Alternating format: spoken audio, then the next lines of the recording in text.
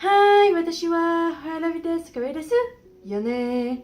Bonjour et bienvenue dans cette nouvelle vidéo.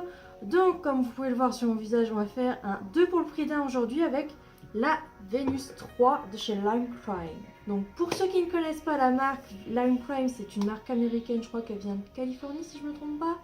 C'est une marque vegan et cruelty free. Voilà, c'est ça.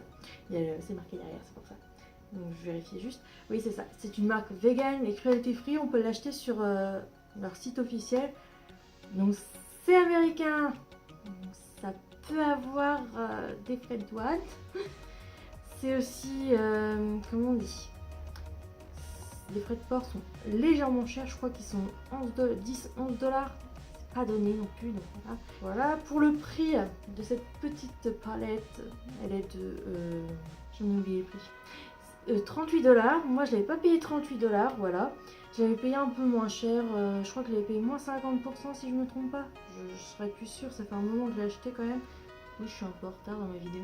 De souvenir, je crois que je l'ai payé alors 15, 16, 17, peut-être 19 $ à peu près. Donc voilà. Alors, dedans, on a 8 fards. Il y a un miroir aussi, mais on s'en fiche un peu du miroir. Donc, il y a 8 fards. Il y a alors 3 mats, qu'est-ce que je raconte, 2 pailletés, et sinon c'est des teintes un peu irisées. Donc je disais qu'il y a 8 teintes. Pour le grammage, on est à 2 grammes par fard, donc c'est correct. Après, moi personnellement, si je l'aurais acheté plein prix, je pense pas que je l'aurais acheté au final plein prix.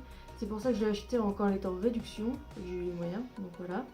Après, bah, moi c'est vraiment des fards qui m'ont attiré surtout. Bah, en fait, pas tous les fards m'ont attiré dans la palette, faut être réaliste. En fait, c'est les deux là. C'est-à-dire BM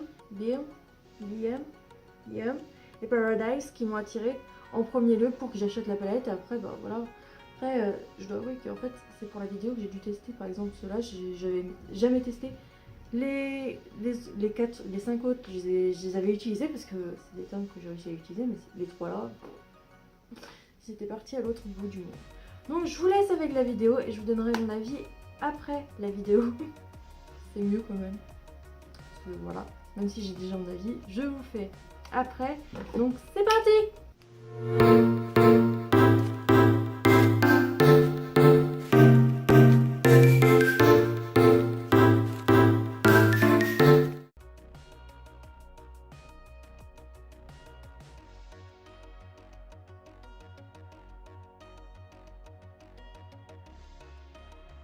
Donc on va commencer tout de suite ce premier look avec la teinte Rapture. C'est un beige assez... un peu avec des petites paillettes bleues dedans, mais c'est très léger, tellement léger que je l'utilise en teinte de transition sur ma paupière supérieure. Et au niveau un peu de mon dessous, en dessous de mon œil aussi pour pouvoir fondre mes fards plus tard pour que le fondu soit encore plus joli. Donc voilà, du classique. Je ferai pareil aussi sur le deuxième maquillage. Donc là, je vais utiliser la teinte Dreamy, que j'ai utilisé sur toute ma paupière mobile et au niveau de mon ras de cils inférieur, parce que là ce que je vais faire, c'est je vais essayer de faire un effet highlighter coloré au niveau de mon coin interne. Donc le reste de ma paupière n'a pas besoin d'une couleur flashy, au contraire il faut que ça soit assez discret pour faire cet effet. Donc on n'oublie pas de dégrader bien sûr les fards ensemble pour que le fondu soit joli et n'ait pas de barre au final. Donc là, on va utiliser la teinte Paradise, c'est le violet irisé de la palette et on va le mettre en coin interne. Et là, c'est très important de fondre les fards parce que c'est vraiment cet effet fondu mais très intense au coin interne qui va faire que le style du maquillage va être réussi. Bon, par contre, peut-être que la teinte est peut-être un peu trop irisée pour faire ce genre de choses, mais bon, voilà quoi, chacun fait comme il souhaite. Moi, j'ai préféré le faire comme ça. On fait comme on sent, comme on dit, hein. Bien sûr, ça demande pas mal de temps quand même, et il faut prendre son temps quand même pour bien dégrader les couleurs. Puis enfin, on va mettre la teinte BM pour encore intensifier cet effet lumineux.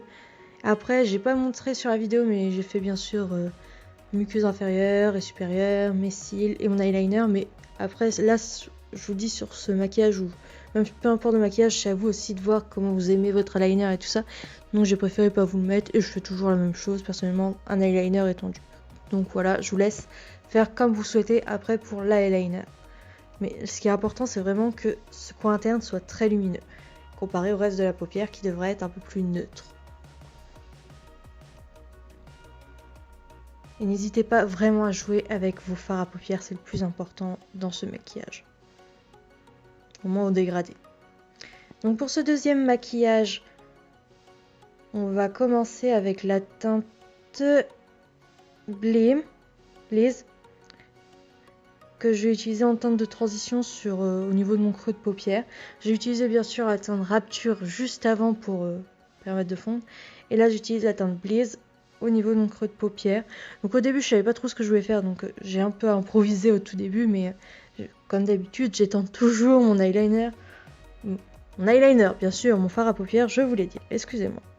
Donc là on esquisse plus ou moins une queue de crise, vu qu'au final je vais faire une semi-queue de crise. Donc après avoir utilisé la teinte Bliss, j'ai utilisé la teinte Ecstasy. Désolée, je suis très nulle en anglais. Et je le mets au niveau de mon coin. Non, je continue à intensifier, excusez-moi. Et je le mettrai aussi au niveau de mon ras de cils inférieur. Et je vais utiliser ma teinte de transition que j'ai utilisée au tout début aussi pour pouvoir fondre. Et je vais en mettre aussi en coin externe pour finir pour compléter, pour que ça soit de la même couleur, parce que je voulais pas mettre une teinte irisée au niveau externe de mon œil. Donc comme vous pouvez voir en vidéo, vous voyez à peu près tout. Et si vous entendez du bruit, c'est Osaka. Désolée, j'essaye de le calmer, mais c'est pas facile quand je fais les voix off. Et bien sûr, comme vous pouvez voir, il faut, si vous avez des chutes, un gros pinceau et ça vous aidera. Donc là, j'ai utilisé, là c'est un anti-cerne, mais vous utilisez ce que vous utilisez d'habitude pour faire votre queue de crise. Donc moi, vu que j'ai une paupière tombante, j'ouvre les yeux en fait pour faire le marquage, pour que ça soit vraiment bien et que j'ai pas après de transfert sur ma paupière. Donc je fais la semi, donc je fais à peu près toute ma paupière mobile, je m'arrête aux 3/4, plus ou moins. Et j'oublie pas de fondre avec le marron foncé que j'ai utilisé tout à l'heure. Comme vous pouvez voir sur la vidéo, bien sûr.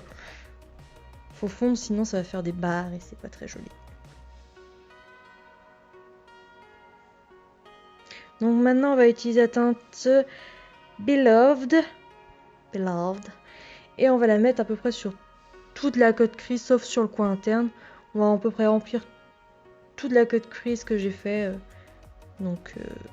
Voilà. Et on utilise un pinceau plat et pas un pinceau boule. Et on tapote pour éviter qu'il y ait des chutes. Et qu'on déplace la matière en dessous. C'est un peu mieux. Après, vous faites comme vous sentez. C'est une question d'habitude aussi. Moi, c'est comme ça que je fais. C'est un peu mieux au final que... après, je frotte aussi. Mais voilà quoi. Et là, on va utiliser la teinte Ivali. C'est pour illuminer mon coin interne. Bon, désolé, je parle très très mal anglais. Et je devrais arrêter de dire les noms des fards. Mais c'est une teinte tellement lumineuse au final. On dirait pas comme ça, mais elle est très très lumineuse. Et après, bien sûr, j'ai fait ma muqueuse, mon eyeliner et mes cils. Mais ça, je vous laisse à faire comme vous le sentez et pas comme je vous montre, parce que chacun a sa façon de faire et d'aimer. Moi, je l'ai fait très étendu, comme je l'ai fait, je vous ai dit dans la première partie de vidéo, donc voilà. Ah, si j'ai oublié de vous dire que j'ai voulu faire un trait de liner aussi au niveau de ma queue de crise, comme je fais souvent. Mais ça, c'est optionnel aussi, mais je vous le montre quand même dans la vidéo parce que je l'ai fait et ça donnait un petit truc intéressant, même si j'ai réussi à un peu foirer mon trait, mais voilà, je l'ai fait. Il était dans les tons un peu dorés. J'ai pas le produit précis parce qu'en fait j'ai fait un mélange de rouge à lèvres et tout ça, donc j'ai préféré pas vous mettre la référence du produit, mais voilà. Après vous faites si vous voulez, mais c'est pas obligatoire. Donc voilà le résultat. Et les deux tutos sont faits, je vous laisse avec la conclusion.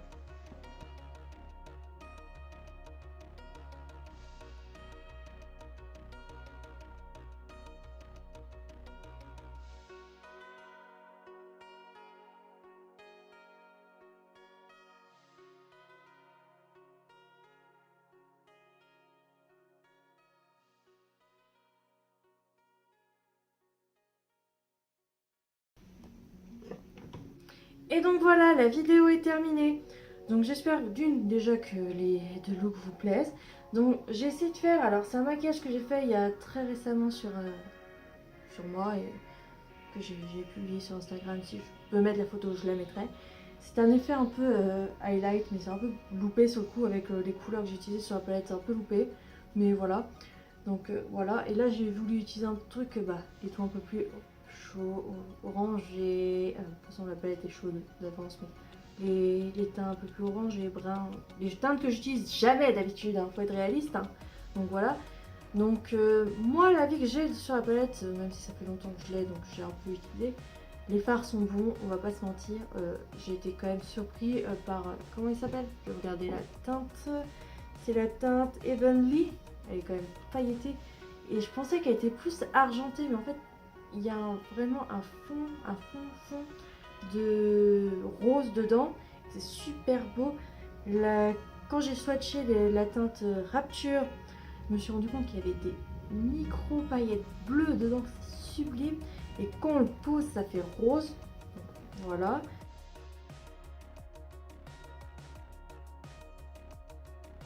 Après, les mats, c'est des mats quoi. Je me suis surprise à quand même aimer, à beaucoup aimer cette palette. Après, il y a des couleurs que j'utiliserai sûrement plus après. Faut être réaliste. Moi, j'aime mettre beaucoup de couleurs sur moi, donc voilà. Mais c'est pas un achat que je regrette. Bien au contraire, je suis super contente de l'avoir acheté. Ces temps-ci, depuis que je l'ai acheté, en fait, c'est comme mes palettes Obsession de chez Huda Beauty. Je la mets aussi automatiquement dans mon indispensable. Parce qu'il y a des teintes intéressantes, et puis voilà quoi. Par contre, mon seul j'ai envie de dire, déception, c'est l'épaisseur. Mais pourquoi faire un truc, le packaging est beau, je vous l'accorde, je trouve ça magnifique. C'est voilà, mais c'est trop épais. C'est beaucoup trop épais. C'est dommage parce que c'est une épaisseur qui sert à rien au final. Je suis sûre que je pourrais enlever et mettre les fards autre part et puis voilà. Mais bon, après le packaging est tellement beau qu'on va pas se plaindre. Pour ceux qui veulent savoir, quand on est livré chez Lime Crime, parce que moi je commande que sur leur site, même si on peut trouver par exemple certains produits sur Asos ou d'autres sites de revente.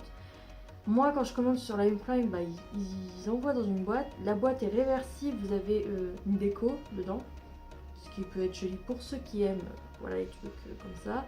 Il y a une petite carte, il y a la facture dedans, logiquement il y a du papier bulle, hashtag il est rose, je précise. Et non franchement la livraison, je crois que ça met à peu près 2 semaines. Moi chez moi c'est ce que ça fait. Et pour le moment j'ai pas eu de douane, donc je prie encore pour ne jamais avoir de douane. J'ai fait quelques commandes chez eux, je crois que j'en ai fait 3, donc voilà. Après prions Pierre, Paul, Jacques, je sais pas qui, pour que ça n'arrive jamais d'avoir des frais de douane. Après je trouve ça dommage qu'on puisse que commander chez eux pour avoir les nouveautés, c'est un peu long quand même. Par exemple à l'heure actuelle, on est en janvier, on est le 17 je crois, janvier ou 18, je sais plus. Et ils ont sorti la Vénus XL2, donc voilà, pour vous mettre un peu. Donc celle-là elle est un peu vieille, mais bon, je tenais quand même à vous la présenter et vous montrer ce que moi je peux faire avec. Après moi, la quantité, j'aurais préféré cette taille quand même, surtout mon... Bref, vous avez compris. Donc voilà. Mais sinon, oui, je recommande cette palette à 200%, surtout si vous êtes plus un peu teinte, on va dire, nude, ou alors pigmenté et mat, mais vous voulez un peu de folie, vous êtes plus dans les tons violets, tout ça, rosé. Je pense que j'arrive pas à parler aujourd'hui. Vous arriverez à l'utiliser, franchement, il n'y aura pas de problème. Franchement, 2 fois franchement, voilà. Vous pourrez l'utiliser, franchement, oui, désolé, j'ai un vocabulaire limité des fois, donc voilà.